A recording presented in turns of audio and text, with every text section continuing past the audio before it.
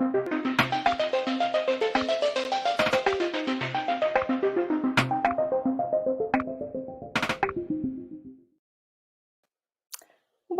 everyone to Linden New Art's series of Meet the Artist sessions. Our Meet the Artist series introduces our current exhibiting artists, and this morning we're talking to 4 artists who are winners from the Linden Postcard Show, currently on display at Linden New Art. We will be meeting Tracy Jones, Damon Kowalski, Diane Quick, and Kate Stewart. You're joining us live on Facebook and YouTube, and there'll be lots of opportunities to ask questions. So if you would like to ask a question or make a comment about the conversations, you'll need to log into the platform you're joining us from and use the chat or Q&A sections. And our events and community engagement coordinator, Linden Studina, will be monitoring the chat, and she'll pass on any questions that you pop in there. I'd like to begin with an acknowledgement of country. I'd like to acknowledge the traditional owners and custodians of the land on which we all virtually meet today. I'm joining you from the lands of the Wurundjeri Woiwurrung peoples of the Kulin Nation. I pay my respects to their elders, past, present, and emerging. And while we meet virtually this morning, today draws on the history of this land and reflects the millennia of experiences of First Nations people coming together to celebrate, to make art, to share stories, and to connect. I'd like to extend a very warm welcome to all First Nations people who are joining us today. Before we begin, we're going to play a short video of the Linden Postcard Show.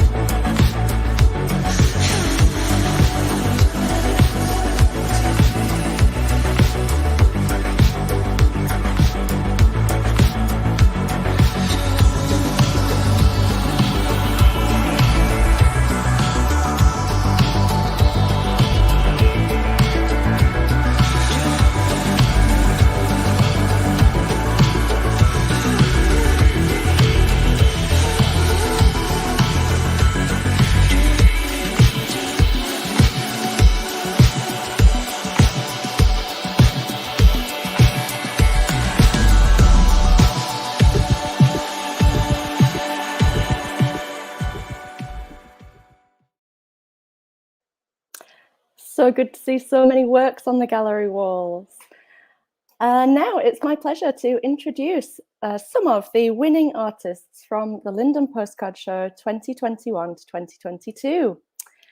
I would like to welcome Tracy Jones, who is the winner of the Artist Encouragement Award, proudly supported by Elwood Community Bank.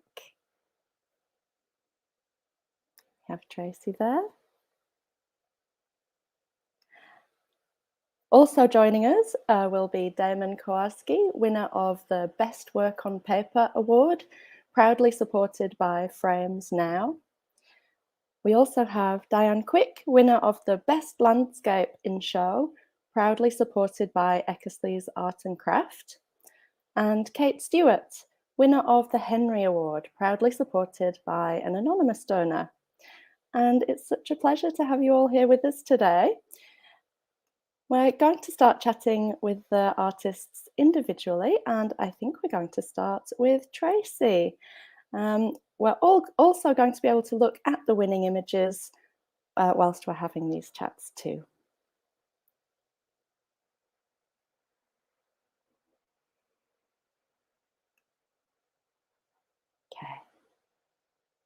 Just waiting for Tracy to come into the stream.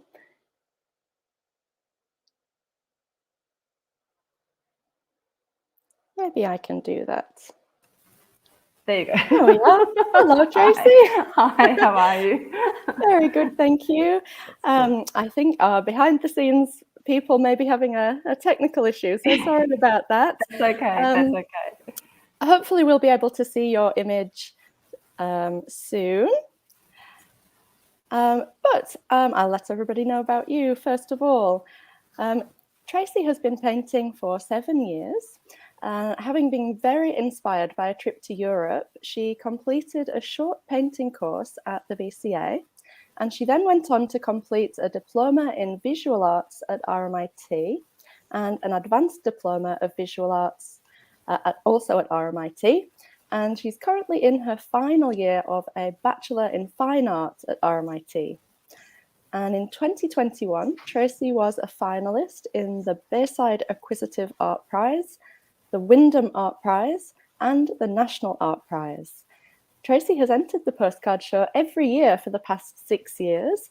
And as we know, she is the winner of the Artist Encouragement Award supported by Elwood Community Bank. And that is for her piece titled About the Truth of It 3, which she made last year.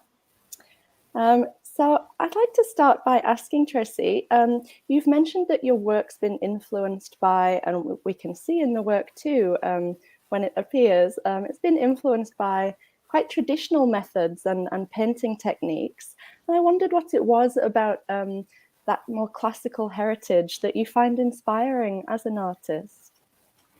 That's a great question. I think I respond to that traditional method because of the techniques involved and the use of glazes to create the colour, which gives this vibrant but translucent colour as well.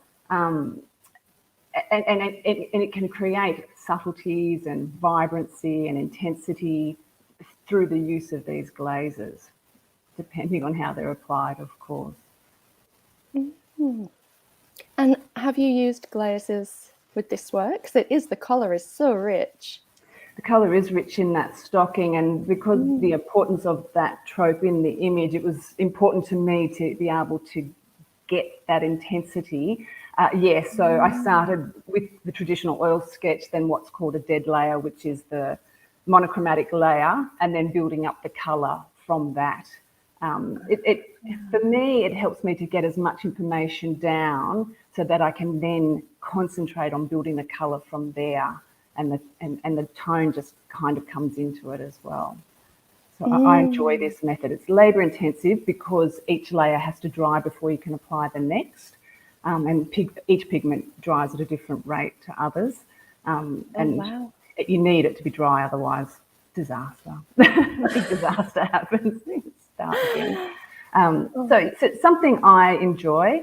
I also enjoy a traditional alla prima method as well. I like those traditional applications of paint. That's possibly where I sit. It sounds like a very satisfying process. It is satisfying when it works, and it works well, or for me it works well. You know, if I'm happy with the image, it's very satisfying. And because when you lay glazes over it, sometimes the colours can be quite a surprise.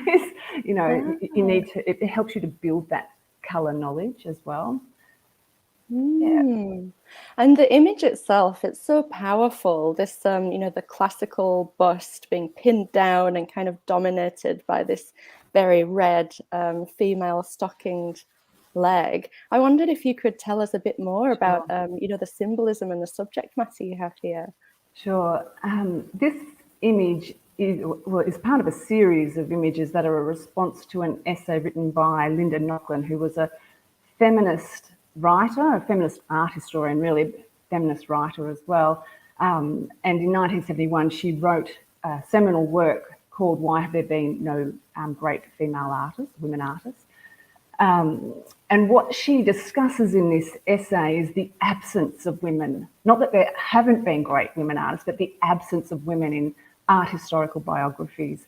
And she methodically goes through theories of why that could be. And one of the theories is what I've responded to, and which is that women were simply obstructed from attending art education, so the academy, apprenticeship, the traditional methods that were open to men in order to gain the skills that were essential to becoming known as a great artist, to be able to paint in a particular genre of painting that led to being known as masterworks and great artworks.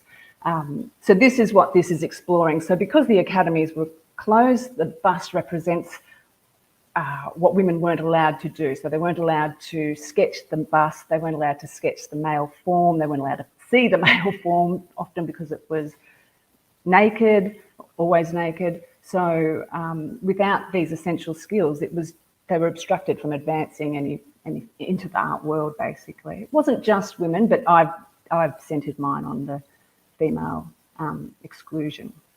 The red stocking represents a journal in the 60s called The Red Stockings, and a friend of Linda Nockland gave her the journal, and it came around the time that a gallerist asked her about why there'd been no...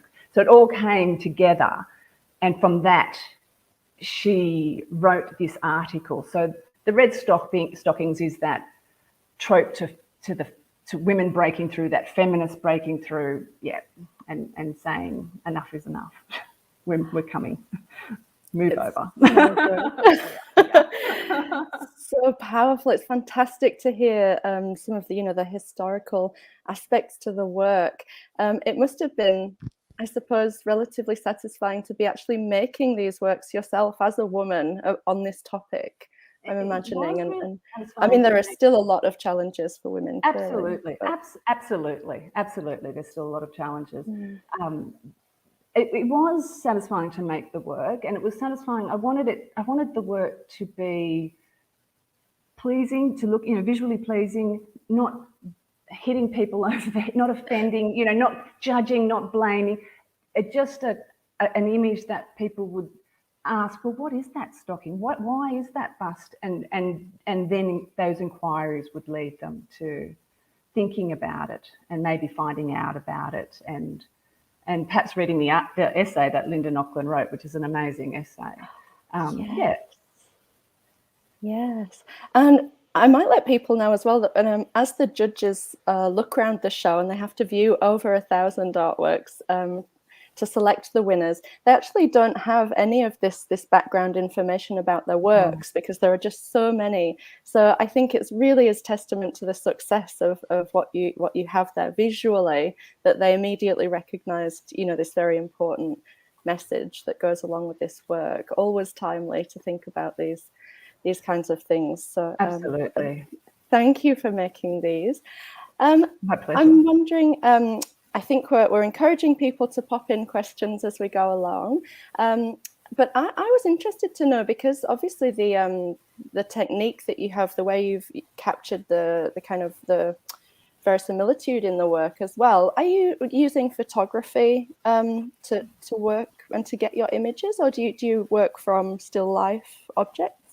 What's your process? I work just directly from the still life that I make up in the studio, and I work directly from that.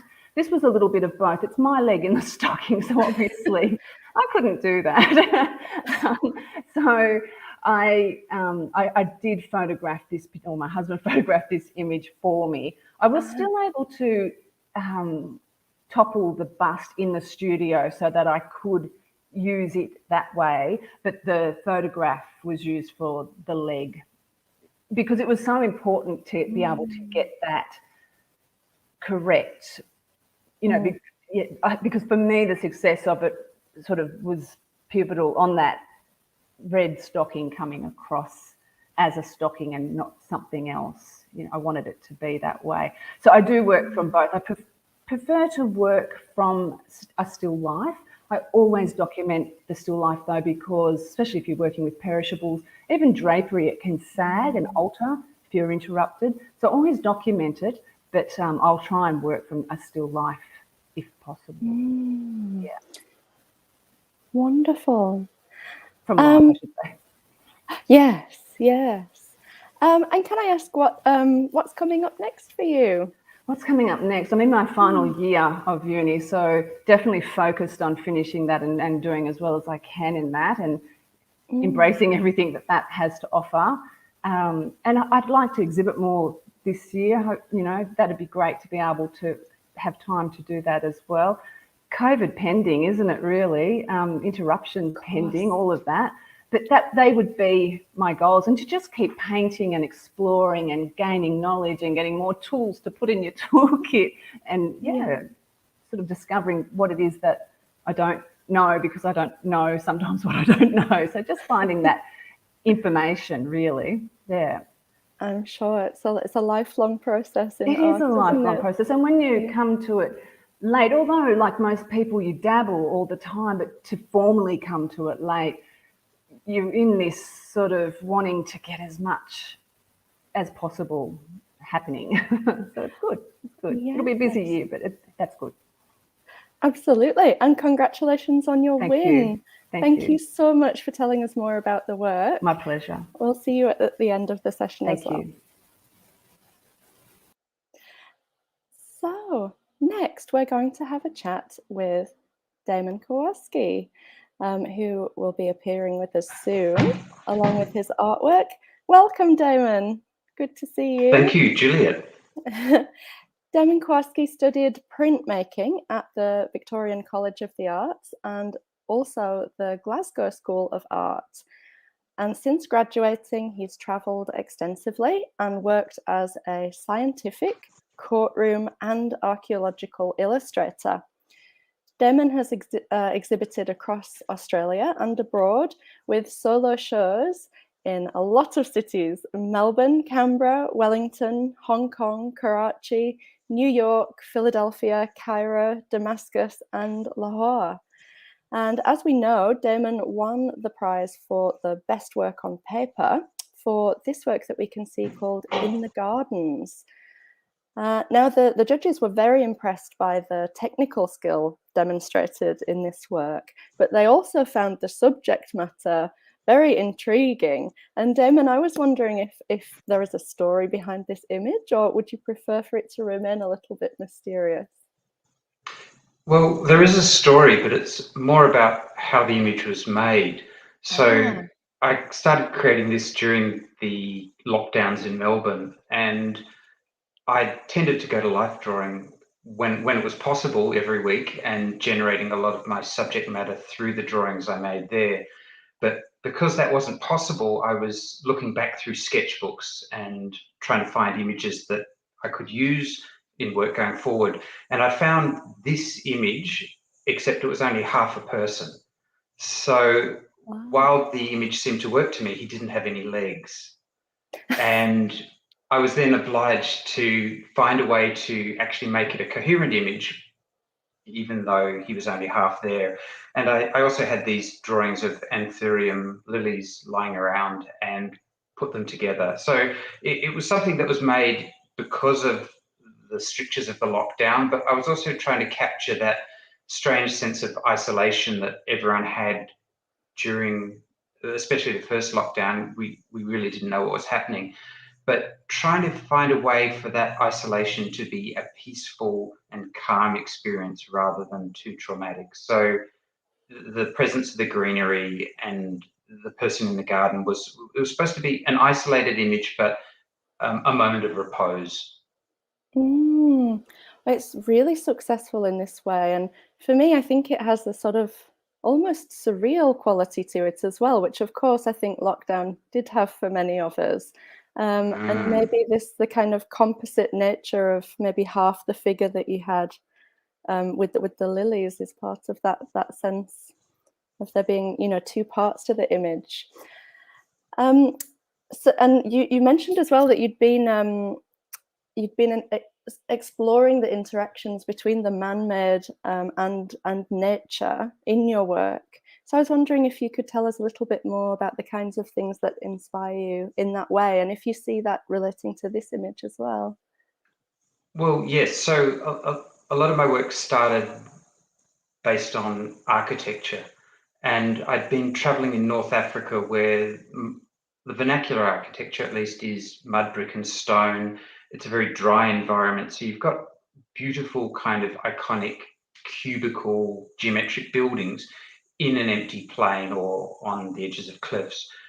But I gradually became aware that even though it was ostensibly a very dry environment, there were plants everywhere. You know, people have a basil bush or a tomato plant or something within that urban environment. And I started looking at more Western cities, Melbourne and other places. And what I really noticed was how overwhelmingly green the cities were. Perhaps it's not something that you see at street level. You're out there on the street and it feels dusty and great expanses of tarmac, but you jump up on a rooftop or on a hill and all you see is green, because the canopies of trees take up a huge amount of visual space. So it was about that kind of feeling that nature was actually really heavily embedded in our urban environments.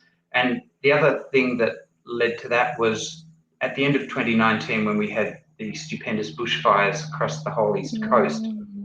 And while Melbourne wasn't directly affected, the sky went brown. We didn't see the sun for 2 weeks. The air was full of the smell of burning. There was ash, deposited on the windscreens of cars in the morning. And I just had this strong, I mean, it was an omen of things to come. We didn't know that. But I had this strong sense that the natural world is actually just there. It's not outside. It's, a snap and a click, and it's completely overwhelmed everything we've done. So yeah, it was finding that way of making pictures that are talking about that very strange kind of, and as you say, surreal feeling of being in a big modern metropolis and smelling ash, smelling burning, not seeing the sky. Oh yes, absolutely. You touched on it a little bit there about your travels and things you've seen, and you have really traveled extensively with your practice as well.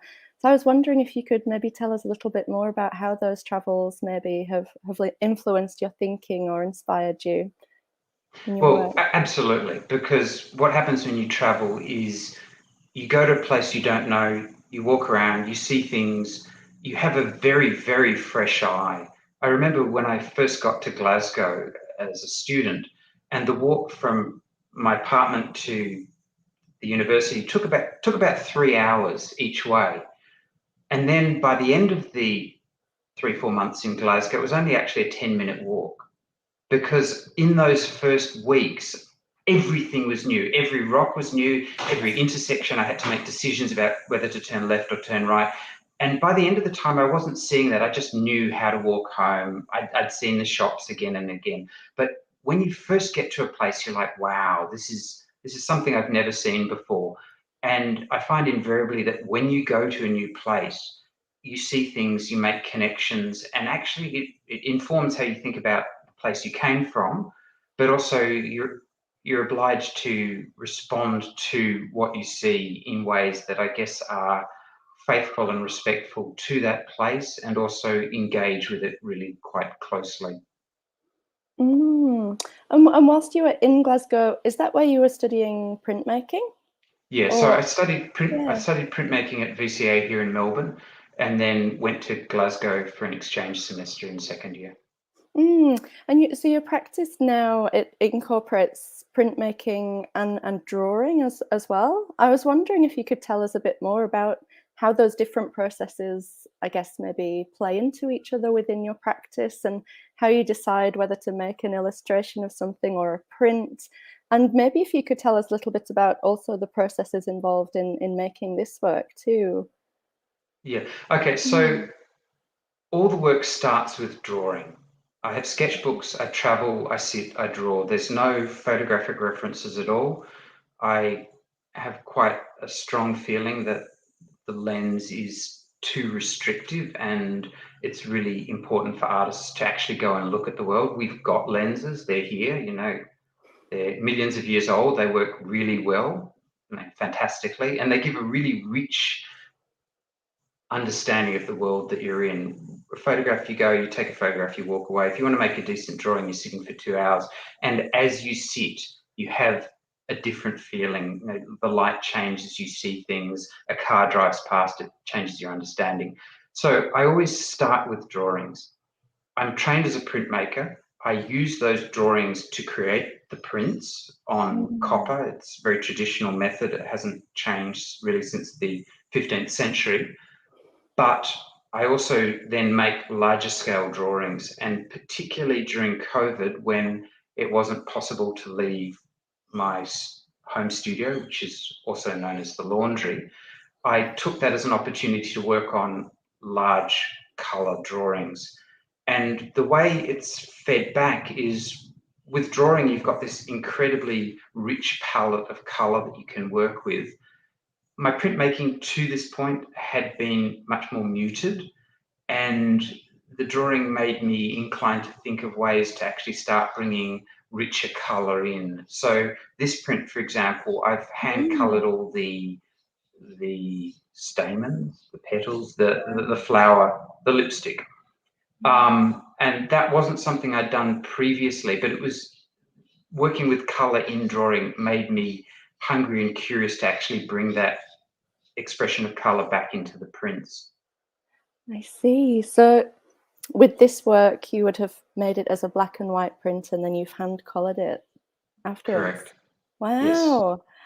Ah, beautiful.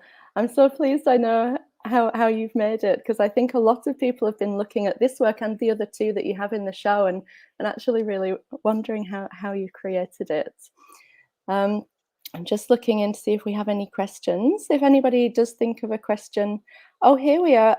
Somebody would like to know what kind of paper you use to print on.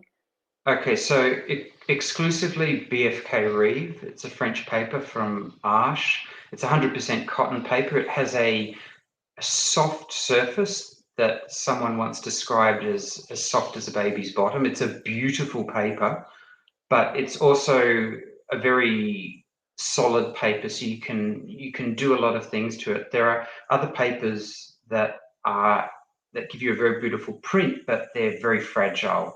And so BFK strikes a nice balance between being receptive to the ink and able to be worked, but also solid enough that it can be handled and shipped and it's durable.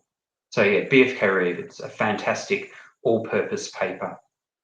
And with the works in the show, you've mounted them. What's the mount that you've used? The substrate. So they've been mounted onto MDF and then sealed with beeswax polish, and I make that beeswax polish myself. So again, that object is sealed and able to be exposed to a domestic environment. Perfect. Lovely. I'm not seeing any more questions coming in right now, but I did wonder what was coming up next for you, Damon. Okay, so I've just finished a week at Irumbu, which is an art space on the northern edge of Sydney, next to the Ku-ring-gai Chase National Park. And on Monday, I head down to Canberra to help hang a survey exhibition at Megalo Print Studio in Canberra. And then in April, I'm back up to Sydney for an exhibition in Katoomba, and then to teach workshops here at Irumbu with my partner, Hyunju Kim. So there's a few things happening. Busy as always. Fantastic. Well, congratulations on your win, and thank you so much for being with us today. We'll see you again at the end of the session. Thank you, Damon. Thank you. And next, we're going to be talking with Diane Quick. There you are. Hello. Welcome. Hi. Diane Quick studied sculpture and painting at the South Australian School of Art, and then worked in book publishing for a time before recently returning to painting full-time a few years ago. This is Diane's 4th year exhibiting in the Linden Postcard Show, and Diane's winning work, along with 2 other works in the exhibition, were made following a 2-week trek camping on the Larapinta Trail in the Northern Territory. So Diane, it must have been wonderful to find the freedom of the outdoors at the end of last year. I was wondering what were some of the most inspirational things about the trek? Well, we were really lucky to get to Northern Territory between lockdowns, and it was a challenging trek. I didn't actually know that I was going to be able to manage it, but along the way there was some time for drawing, and walking at the speed of thought means there's a lot of time to absorb the arid surroundings. Especially the high ridges, Mount Sonder and Razorback, and I loved Counts Point, which, being up at that elevation really gives you an understanding of the overall terrain, and it reveals the scale of the place and the endless sky and the ancient land and my utter insignificance in it. It's... you think about caring for country and hoping it will survive. But really the biggest surprise and inspiration was the colour palette. It wasn't the colour up there that I was expecting at all. I was expecting something more like the Flinders Ranges, which I'd spent a bit of time in, but maybe a bit redder. But a month before I arrived, they had a lot of rain, and the desert was a mass of soft colour. The woodlands and the gullies were just full of mullas, which are like pussy tails, and they were bright pink, pale pink, purple, pale green, yellow, golden, and they sort of hugged the land and hugged the gullies. And so early in the morning you had this amazing sort of shimmering dew if you were out. We often started very early in the morning, and so you had this shimmering dew over the landscape. It was just fantastic. But there was a whole lot of other colour there as well. There was the grevilleas and the hakeas and the purple emu bushes and wattles everywhere, and also thousands of budgies just everywhere. There were budgies murmurations all over the place, almost not exactly a starling murmuration, but a budgie murmuration. So the most inspiring thing was really the colour palette was much, much broader than I expected it to be. And also we started a lot at 3 a.m. hikes in order to get to, the top by sunrise. And so it changes the way that you interact with the land. So it's not visual anymore, it's oral, because you need to listen really carefully what's happening, because the only light is the torch in front of you, and you can't just rely on your vision, because it's very quite limited. So that was kind of inspiring to be able to listen to the land in a different way. I really enjoyed that. Yeah, it was a challenge, but I enjoyed it. Yeah. Wow, the whole thing sounds completely magical. Just go. I'd really like to pick up on the colour that you're speaking about as well, because I think that's one of the most outstanding aspects of the all three works that you have in the exhibition, and particularly this one, because I was wondering whether you'd been influenced by maybe any other artists or people that had used colour in a very strong way, or whether you were more so influenced by the landscape itself, because I find the colour quite unexpected in these works. But yeah. Look, I have always admired Paul Klee. He was a great colorist, but really all my color palette comes from the bush, from bushwalking, from the desert to the coast. I grew up in South Australia, and spent a lot of time in the Flinders Ranges, and so I wonder if I've got a bit of an antipathy to bright green. I can't cope with bright green. I don't know why, because my garden's green and it's green when you're going bushwalking, but I just feel maybe coming from a dry state, that there's too much green everywhere. And I wonder if your color parameters are set to default where you grow up, and that's what you're used to. I don't know. I know it's just so no, the color comes from I take photographs as I go, and I do drawing, so the color but necessarily I don't use that. I just kind of invent it as I'm working. Yeah. Amazing. And another thing, I'm not sure if people can tell necessarily from the image on the screen, but the works that you make have an amazing textural quality to them. And it's a really interesting and sort of direct way of incorporating the landscape and nature into the works. So I'm wondering if you can tell people a little bit more about how you make that texture and what's actually included in the work there.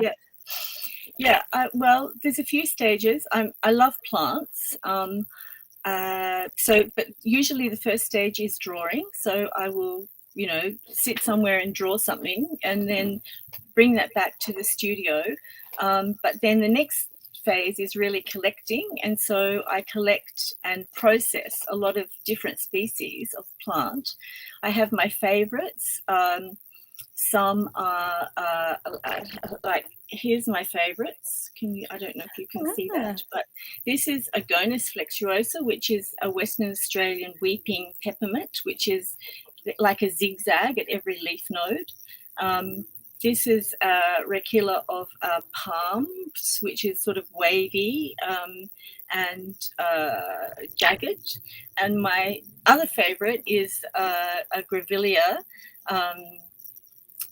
which is quite, and each kind of twig has different properties. And so, but I really also like working with fragrant species because, like Melaleuca and Callistemon, because when you're working, you have this, fragrance that just you absorb as you're working. It's like being in the bush again, even though you're working.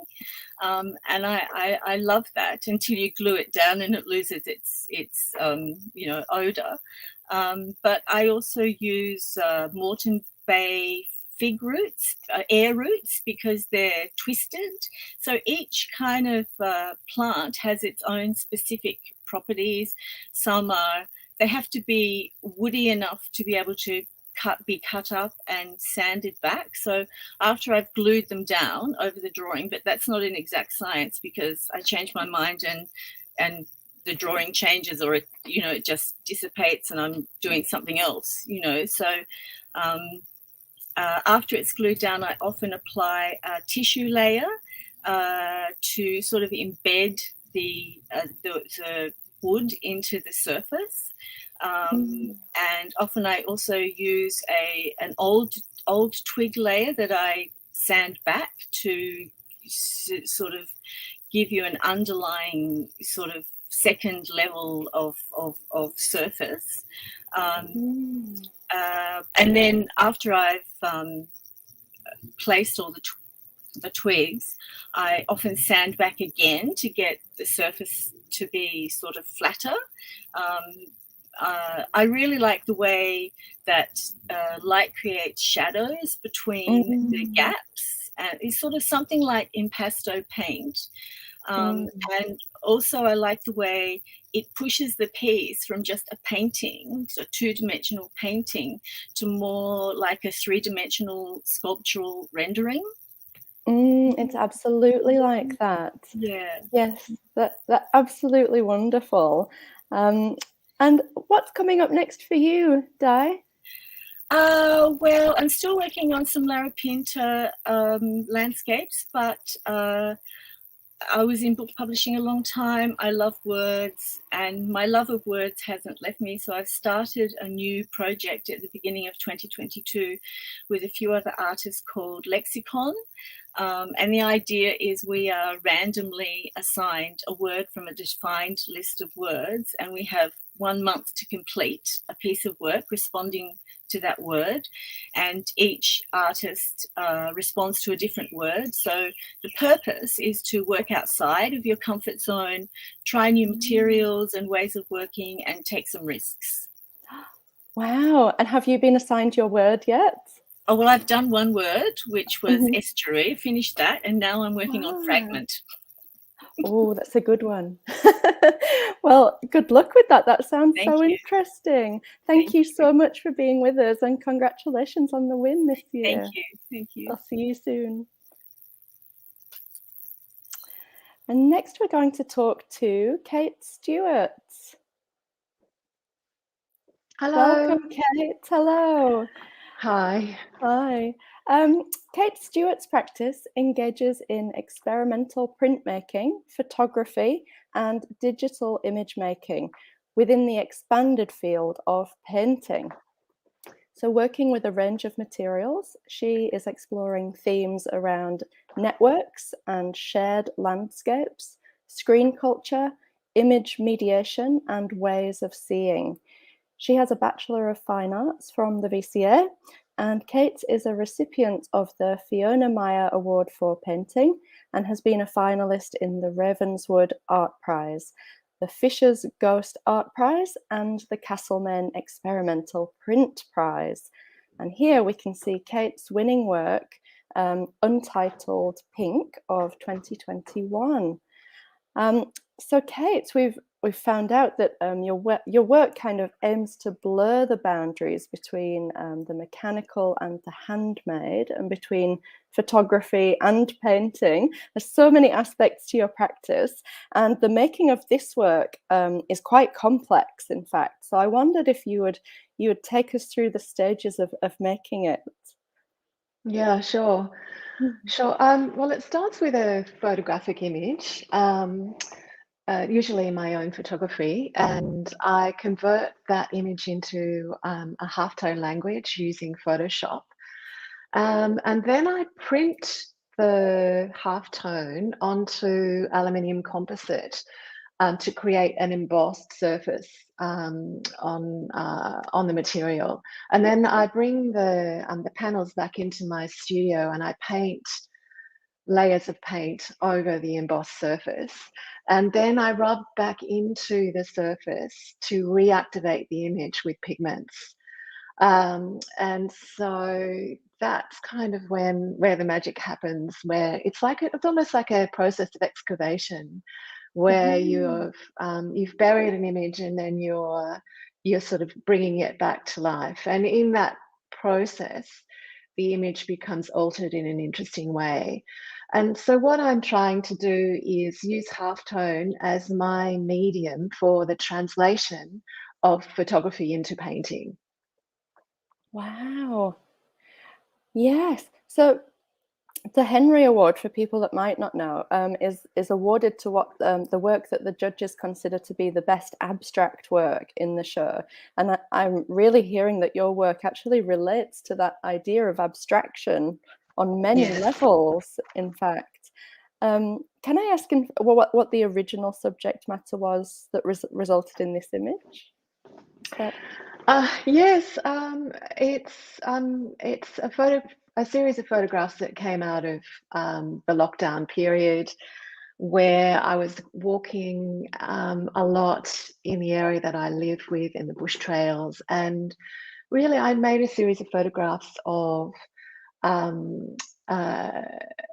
the bush vegetation. So basically weeds, flowers, natives, all this sort of entangled together. And so some of the vegetation is decaying and some of it is new. I was after a sort of a mix of new and sort of withering kind of entangled vegetation. And I really was after something that was suggestive of networks, complications and entanglements, to be able to sort of hinge this process on, because the outcome is going to be an abstracted kind of minimalist work. But I also, more importantly, felt that these kinds of images relate to the ecological crisis and the tipping point that we find ourselves in at the moment. And I'm really interested in tipping points in my visual language, as well as the subject matter that I'm reflecting the language in. And so, you know, tipping points between abstraction and representation, between legibility and illegibility, between painting and photography. You know, I'm sort of trying to go to the edge of those things, between the mechanical and the handmade, in the way that I portray that subject matter. Yeah. So, and I also knew that, you know, what happens to an image when you break it down into a halftone form, and the halftone itself, you're removing a lot of the information that the image contains. You know, suddenly there's no depth of field, there's no color, a lot of the detail is removed, and then you add paint onto that. I guess that skeleton, that halftone skeleton that you have as the foundation of the painting, and you know, something magical happens with the paint and the pigment mixed together. I think the work really successfully, as you say, at the tipping point or the intersection of all of these different processes and media that you're talking about, and the legibility and illegibility. I know lots of people, I can see them in the gallery going right up to it, and I can tell that they're trying to figure out how it's been made or what it's about. So it really does capture that ambiguity. It's amazing. I'm supposing that in fact you don't have a kind of a clear vision of what the work will look like in the end when you begin. It's kind of exploratory, is that? Yeah, it is. I mean, I have always, I guess, an idea of what I hope to achieve, but it really ends up being that way. And but you know, I actually enjoy the element of chance and surprise in my work, and yeah, that's definitely part of the way this process has developed, is me not sort of knowing what the language can do, but not really knowing where it will take me, and in each individual work. Yeah. And the challenge of the scale. So every work that enters the Linden Postcard Show has to be exactly 8 by 10 inches. And I know that working at that scale was a bit of a change for you, and that it's sort of taken you in a bit of a new direction. Was that right? Yeah, I was really surprised. It was the first time I've ever entered the postcard show and really ever worked at this scale. And it was surprising to me how potent the paintings were at such a small scale, with the mix of color and visual language that I'm working with. I think with halftone, scale is crucial. And so if you're going to abstract and halftone, it really needs to be smaller rather than larger, to give you any sort of visual clues as to where the origin of the image comes from. Anyway, it was really surprising how well it worked at this scale. And so I am working on a new series of small works to accompany very large works, and I'm hoping that they will create an interesting dialogue between the two. Yes, absolutely. Of course they would. I'm checking the chat to see if we have any more questions there. Otherwise, I think we might bring all of the artists back. Perhaps the artists have questions, but thank you so much, Kate, and congratulations on your win. It's Pleasure. It's such an amazing work. Yes, thank you so much. Thank you. So if any of the artists have questions for each other, perhaps we could do that now. Or maybe not. I'll keep looking in the chat as well. I think that the differences between all of the works in the show, it's really of all of the works that these four, is really representative of the diversity of what can be seen at the postcard show. So many different techniques, so many things to see. it doesn't seem like we have any more questions coming in, which might bring the session to a close. But I'd really like to think, sorry, we might have one. We have a question for the other artists that, Kate, we were talking about the scale of your work and how that sort of impacted the, the nature of it in some ways, or gave you new ideas. Maybe for the other artists, did the scale present a particular challenge? Maybe Diane, could start with you, because what you were representing was so massive. Yes, it did. I'd worked on larger formats before, and we're having to, minimize everything to an 8x10. But I started to think about it in a different way. I've done some silversmithing as well in the past, and I started to think about it more like a gem. And so I thought, okay, I'm going to make a small gem of something. And that kind of drove me to engage more with the size, I think. Coming from a jewelry making perspective, it changed the way that I looked at a small size, and I really got into it. So I really enjoyed it. Yeah. Thank you. Me And too. how about you, Tracy? Yeah, I definitely had to think about the space that I was going to produce this image on, not to busy up the surface too much so that the message is lost. It was important that that trope of the stocking and the trope of the fallen bust captured the attention and evoked questioning from the viewer.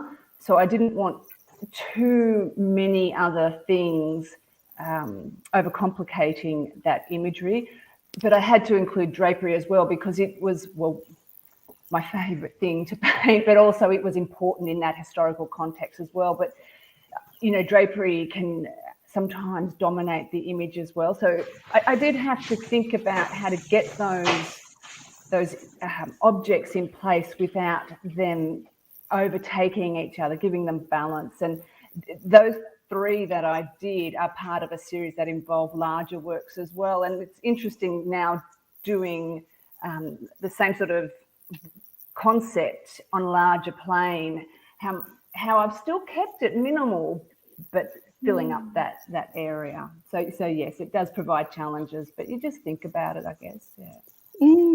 And Damon, how about you? Your work has such tiny detail. Yeah, well, there's size and scale, and for example, Rembrandt made very small prints and drawings that have, the entire Dutch countryside in them. So it's a matter of having the correct tools to work at the particular size of your substrate. Also, printmaking by its nature is a fairly intimate medium. Etching evolved out of book art, so it was always something that was at a 20 centimetre distance to you and smallish. It was difficult to make a big piece of copper. It was difficult to make a large press. So it's something that I've been working at quite small scale for a long time, but the trick is actually to have as much information as you need and want in an image of any particular size.